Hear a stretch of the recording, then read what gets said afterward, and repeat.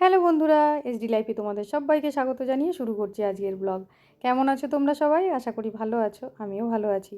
তো দেখো, এই মোচাগুলো আগের দিন রাতে আমি কেটে রেখেছিলাম, তোমাদের সঙ্গে শেয়ারও করেছি যখন কাটছিলাম। তো যাই হোক, দেখো হলুদ জলে আমি ভিজিয়ে রেখে দিয়েছিলাম সারা রাত।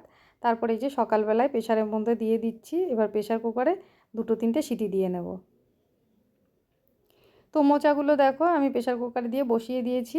আর এদিকে দেখো ভাতও বসিয়ে দিয়েছি, ভাত হচ্ছে। আর চিংড়ি মাছটাও কালকেই আনা ছিল। এখন চিংড়ি মাছটা ভালো করে বেছে ধুয়ে নেব। তারপর একটু কিছু টিফিন করব, করে তারপর রান্না করব। তো বন্ধুরা, সকালবেলায় টিফিন করার মতো তো আমি একাই, কেননা ছেলে তো রুটি খায় না। তো সেই জন্য যেটা তাড়াতাড়ি হয় সেটাই করে নিচ্ছি। একটু গোলা রুটি করে নিচ্ছি, এটা খেয়ে তারপর আবার রান্না করব। টিফিনটা করে চলে এলাম দেখো রান্নাঘরে। আর এসে এই যে একটা তরকারিও আমি বসিয়ে দিয়েছি। তো মোচা রান্না করব সেটা তো তোমরা দেখলেই। আর এদিকে ডালও আমি সেদ্ধ করে নিয়েছি দেখো। ডাল সেদ্ধ করে ওর মধ্যে একটু টমেটো দিয়ে নিয়েছি। এখন শুধু ফোড়ন দেওয়া বাকি আছে। আর কড়াইতে যেটা হচ্ছে সেটা হচ্ছে উচ্ছে চচ্চড়ি। উচ্ছে চচ্চড়িটার মধ্যে আমি একটু আলু দিয়েছি। আর যেহেতু ঘরে চিংড়ি মাছ ছিল, তাই অল্প একটু চিংড়ি মাছও এর মধ্যে দিয়ে দিয়েছি। তো বন্ধুরা দেখো, হয়ে গেছে আমার উচ্ছে চচ্চড়ি। আর একেবারে শুকনো শুকনো করে নামিয়েছি। এবার ডালটা ফোড়ন দিয়ে নেব। ডালটা যেহেতু আমি টমেটো দিয়ে টক ডাল করছি, তাই এর মধ্যে একটু শুকনো লঙ্কা আর একটু সর্ষে ফোড়ন দিয়েছি। তো বন্ধুরা দেখো, রান্না আমার হয়ে গেছে। আজকে তাড়াহুড়ো করে রান্না করলাম এই কারণে, কেননা আজকে বৃহস্পতিবার। আর সকাল সকাল আমি ঘরগুলোও মুছে নিয়েছি। আর আজকে যেহেতু পুজো দিতে অনেকটা সময় লাগে, সেই কারণে আগের কাজগুলো আগে সেরে নিচ্ছি। সকালের ঘর মোছাগুলো করে তারপরে একবারে জামা কাপড় ধুয়ে গোপাল সেবা দিয়ে তারপর চলে এসেছিলাম রান্নাঘরে। রান্নাটাও আমার হয়ে গেল। এবার যাব স্নান করতে, স্নান করে এসে তারপরে পুজো দেব। আর কি কি রান্না করেছি তোমাদের তো দেখিয়েছি, তাও আর একবার দেখিয়ে দিলাম। উচ্ছে চচ্চড়ি, ডাল আর মোচা ঘন্ট। আর এখানে এই যে ভাত। ভাত তো আমার আগেই হয়ে গেছে। তো যাই হোক বন্ধুরা, চলো রান্না বান্না তো হয়ে গেছে। এবার রান্নাঘরটা পরিষ্কার করে নেব, করে তারপর যাব স্নান করতে। তারপর ঠাকুরঘর, আর ততক্ষণে তোমাদের দাদাভাইও চলে আসবে। তো বন্ধুরা, এখন বাজে বেলা 12টা। রান্না বান্না কাজকর্ম সব হয়ে গেছে। এবার যাব স্নান করতে। আর আজ বৃহস্পতিবার, স্নান করে তারপর পুজো দেবো। তো তোমাদের দাদাভাই আসার আগে আমি এখন চটপট চান করতে চলে যাব, না হলে ও একবার বাড়িতে ঢুকে গেলে আমি আর চান পুজো কিছুই করতে পারবো না। আর ওকে খেতে দিয়ে সব কিছু করে একবারে যেতে গেলে আমার 3টে বাজবে। তো চলো, এখন ওই জন্য আর বেশি কথা বলবো না, তাড়াতাড়ি স্নানটা করতে যাই। চলে এলাম স্নান করে ঠাকুর ঘরে। আর দেখো পুরো অন্ধকার। সকাল থেকে একটানা বৃষ্টি হচ্ছে, আর বাইরেটা অন্ধকার মতন হয়ে আছে। আর ঘরটা যেন আরও বেশি অন্ধকার। আর এদিকে দেখো, কাজলকে ফুল আনতে বলেছিলাম, কাজল ফুলটা নিয়ে এসে একেবারে দরজার কাছে রেখে দিয়েছে। ওটাকে আগে সরিয়ে দিলাম, না হলে আবার পায়ে লেগে যাবে। এদিকে দেখো বাইরেটা, রোদ তো দূরের কথা, একটানা বৃষ্টি হয়ে যাচ্ছে, চারিদিক ভেজা আর কেমন যেন সেই সন্ধে সন্ধে ভাব। তো চলো এবার পুজোটা দিয়ে নিই, তারপর আবার খেতে বসে তোমাদের সঙ্গে কথা হচ্ছে। যেহেতু আজকে বৃহস্পতিবার, পুজো দিতে অনেকটা সময় লেগে গেল। আর তোমাদের দাদাভাই তো একটুখানি টাইমের জন্য বাড়িতে আসে দুপুরবেলায়। ওরও আজ দোকানে যেতে দেরি হয়ে যাবে। তো সেই জন্য একটু তাড়াহুড়ো করে ওকে খেতে দিয়ে তারপরে আমি বসলাম। সেই দুপুরের পর আবার চলে এলাম রাতে রান্নাঘরে। আর দেখো কতগুলো ভাত রয়েছে হাঁড়িতে। আসলে আমি যেরকম ভাত রান্না করি সবার হিসাবেই করি, অথচ আমার ছেলে বেশিরভাগ দিনই ঠিকঠাক ভাত খায় না। আর সেই কারণেই ভাতটা থেকে যায়। তো দেখো, দিনের বেলার একটু মোচার তরকারি রয়েছে, ভাতও রয়েছে, আবার ডালও আছে কতটা। তো ভাবছি আজকে আর ভাত করব না। যে কটা ভাত আছে দেখি দুজনের যদি হয়ে যায়, আর দুজনের মতন একটু রুটি করে নেব। আপাতত আমি একটু বেগুন ভেজে নেব। কেননা দিনের ডাল রয়েছে, কিন্তু ডালটা দিয়ে ভাতটা খাবে কি দিয়ে, সেই জন্য তো কিছু করতে হবে। তো সেই জন্য আমি একটু বেগুন কেটে নিয়েছি, কেটে দেখো ধুয়ে নুন হলুদ মাখিয়ে রেখেছি। আর এদিকে কড়াইতে তেল দিয়েছি, তেলটা দেখো গরমও হয়ে গেছে। এবার বেগুনগুলো ভেজে নেব। ছেলেকে যা কিছু একটা দিয়ে খাইয়ে দিলেই ছেলে খেয়ে নেবে, কিন্তু ছেলের কাকার জন্য বিশেষ করে বেগুনটা ভাজা। বেগুন ভাজা দিয়ে ভাতও খাওয়া হয়ে যাবে ডাল দিয়ে। আর এদিকে দেখো তোমাদের দাদা ভাইয়েরও কিন্তু রুটির সাথে আমি বেগুন ভাজা দিতে পারবো। যদিও এইসব দিয়ে রুটি খেতে চায় না, তবুও আজকে ওই ডাল আর বেগুন ভাজা দিয়ে রুটিটা দেবো। আর আমার একটু ডাল হলেই চলবে। তো চলো বন্ধুরা, এদিকে বেগুনটা ভাজতে ভাজতে রান্নাঘরে কিছু কাজ আছে, সেই কাজগুলোও আমি করে নেব। তার মধ্যে দেখো এই বাসন গুছানোটাও আমার এখনও বাকি আছে। তো বন্ধুরা দেখো চলে এলাম আবার পরের দিন দুপুরবেলায় কী কী রান্না করেছি সেগুলো তোমাদের সঙ্গে শেয়ার করতে। তো দেখো আজকে বাজারে যেতে সময় হয়নি, আর তাছাড়াও আমি কিছুদিন ধরে বাজার কিন্তু রোজ যাচ্ছি না। প্রত্যেক দিন বাজারে যেতে গেলে অনেকটা অসুবিধা হয়ে যায়, সেই কারণে এখন গেলেও অনেক পরে পরে যাচ্ছি।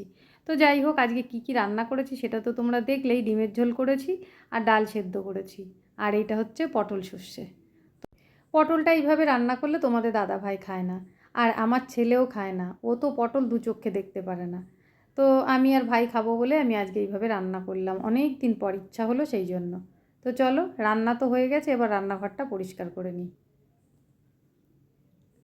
তো বন্ধুরা তোমরা দেখতেই পেলে আমি দুদিনের ব্লগ তোমাদের সঙ্গে শেয়ার করছি। আসলে আগের দিন একটু ভুল হয়ে গেছিলো বলে একটা দিন আমি ভিডিও আপলোড করতে পারিনি, মিস হয়ে গেল। কী আর করা যাবে, তো সেই কারণে দুদিনের ব্লগই তোমাদের সঙ্গে শেয়ার করলাম। আর আগের দিনে কি করে ভুল হয়েছিল জানো তো, ভিডিও সেভ করতে গিয়ে ভুল করে ডিলিট করে দিয়েছিলাম। আর সেই সময় এতটা সময়ও ছিল না যে এডিট করে একবারে সেভ করে আবার ভিডিও আপলোড করি। তো সেই জন্য আর ভিডিওটা দেওয়া হয়নি, আগের দিন মিস গেল। তো ওই কারণেই 2 দিনের ব্লগ আমি তোমাদের সঙ্গে একসঙ্গে শেয়ার করলাম। কথা বলতে বলতে রান্নাঘরটা দেখো আমার পরিষ্কার করা হয়ে গেল। এবার যাব স্নান করতে। এখন প্রত্যেক দিন রান্না করে তবেই স্নান করতে যাই। স্নান করে এসে একবারে পুজো দিয়ে তারপর খাওয়া দাওয়া করি। চলে এলাম সন্ধ্যেবেলায় আবার রান্নাঘরে রাতের রান্না করতে। তো বন্ধুরা দেখো তোমরা দেখতেই পাচ্ছ এখানে ইলিশ মাছ রাখা আছে। মাছটা আমি ধুয়ে পরিষ্কার করে রেখে দিয়েছি, আর তার পাশেই দেখো দুটো বেগুন রাখা আছে। আর এদিকে দেখো দিনের বেলার ভাত রয়েছে, বেশ অনেকগুলোই ভাত আছে। আর এখানে ডাল সেদ্ধও আছে আর একটু ডিমের ঝোলও আছে। কেননা রান্না তো করি আমি সবার জন্য, কিন্তু আমার ছেলে বেশিরভাগ দিনই দুপুরবেলায় ভাত খায় না, আর সেই জন্য রান্নাবান্নাগুলো রাতের জন্য আবার থেকে যায়। তো যাই হোক বন্ধুরা দেখো মাছটা আমি ভালো করে ধুয়ে পরিষ্কার করে নিয়েছি। এবার আমি নুন হলুদ মাখিয়ে নেব। আর পাশে দুটো বেগুন দেখতে পাচ্ছ, ওই বেগুন দুটো দিয়ে আর আলু দিয়ে মাছের ঝোল হবে এখন। আর রাতের জন্য হবে ভাত, আজকে আর রুটি করব না। তো যাই হোক বন্ধুরা, মাছ কিন্তু আমি রাত্রেবেলায় খুব একটা রান্না করা পছন্দ করি না। মাছ বলো মাংস বলো, কোনো জিনিসই আঁশ জিনিস রাত্রেবেলায় রান্না করতে আমার ভালো লাগে না। কিন্তু যেহেতু এখন পরপর 3-4 দিন নিরামিষ আছে, সেই কারণে আমাকে রান্নাটা করতে হচ্ছে।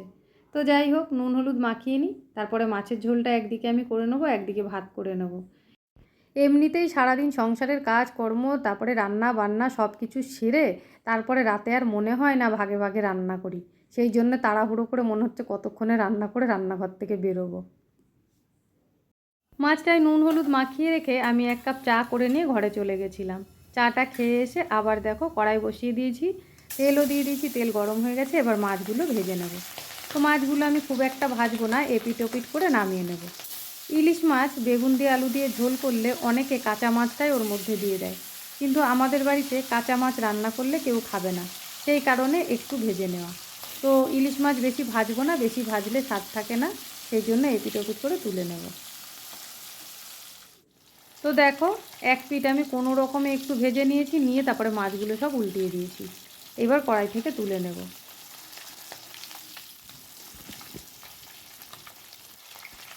একটা সময় ছিল ইলিশ মাছ বাড়িতে আসলেই আমি ভাপা করতাম। একটু সর্ষে, একটু পোস্ত আর কাঁচা লঙ্কা বাটা করে টিফিন বক্সের মধ্যে সব মশলা দিয়ে মাখিয়ে ভাপা করে নিতাম। কিন্তু এখন সর্ষে বাড়িতে কেউ খেতে চায় না, সেই কারণে ইলিশ মাছ আনলেই বেশিরভাগই এইভাবে বেগুন দিয়ে ঝোল করা হয়। তো দেখো মাছগুলো একে একে সব আমি ভেজে তুলে নিয়েছি, নিয়ে তারপরে ওই তেলের মধ্যে একটু কালো জিরে ফোড়ন দিয়ে দিয়েছিলাম, দিয়ে তারপর বেগুন আলুটা দিয়ে দিয়েছি। এবার এর মধ্যে একটু হলুদ দিয়ে দিয়েছি, দেখো নুন হলুদ দিয়ে একটু কষিয়ে নিয়ে তারপর মশলাটা দেব। এই ইলিশ মাছ রান্না করতে গেলেই জানো তো আমার শাশুড়ির কথা মনে পড়ে। কেননা আমাদের বাড়িতে ইলিশ মাছ আসলেই আমার শাশুড়ি খুব আনন্দ পেত, আর এই কথাটা বলতোই যে ইলিশ মাছ দেখলে আমার খুব আনন্দ হয়। কেননা ইলিশ মাছ রান্না করতে কোনো ঝামেলা নেই, আর খুব তাড়াতাড়ি রান্না হয়ে যায়। তো যখনই ইলিশ মাছ আনা হয় তখনই ওনার এই কথাগুলো কিন্তু আমার মনে পড়ে। আর তোমরা কে কে ইলিশ মাছ খেতে পছন্দ করো অবশ্যই কিন্তু কমেন্টে জানিও, অপেক্ষায় থাকবো তোমাদের কমেন্টের। তো চলো এদিকে বেগুন আলু ভাজা হয়ে গেছে, এখন যে মশলাটা আমি বেটে রেখেছি সেই মশলাটা এর মধ্যে দিয়ে দেবো। আমার মাও ছোটোবেলায় ইলিশ মাছ রান্না করতো দেখতাম, কোনো মশলাই দিত না। আমরাও তো তাও একটু জিরে লঙ্কা বাটা দিই, আর মা শুধু কালো জিরে ফোড়ন দিয়ে আর কাঁচা লঙ্কা চিড়ে দিয়ে একেবারে পাতলা ঝোল করে দিত। সেটাই খেতে কি ভালো লাগতো। এখন নিজেরা যত ভালো করেই রান্না করি না কেন, মনে হয় যেন সেই স্বাদটা আর পাই না। আমি কিন্তু ইলিশ মাছে টমেটো দিই না, কিন্তু ভাই এই টমেটোটা এনে দিয়েছে আর বলেছে মাছের ঝোলে দিতে, সেই জন্য দিয়ে দিলাম। তো দেখো মশলাটা আমি খুব ভালো করে কষিয়ে নিয়েছি। এবার যে বাটিটার মধ্যে আমি মশলাটা রেখেছিলাম সেই বাটি ধুয়ে আগে একটু জল দিয়ে দেবো এর মধ্যে। খুব বেশি জল আমি দেবো না, কেননা রাতের খাওয়া তো, খুব বেশি ঝোলও এখন প্রয়োজন হবে না, মাছের ঝোলটা আমি একেবারে মাখা মাখা করব।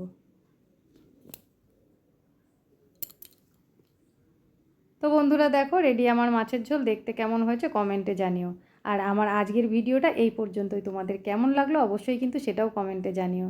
চলে আসবো আবার কোনো নতুন ভিডিও নিয়ে, ততক্ষণের জন্য তোমরা খুব ভালো থেকো, সুস্থ থেকো। আজকের মতন এই পর্যন্তই, টাটা বন্ধুরা।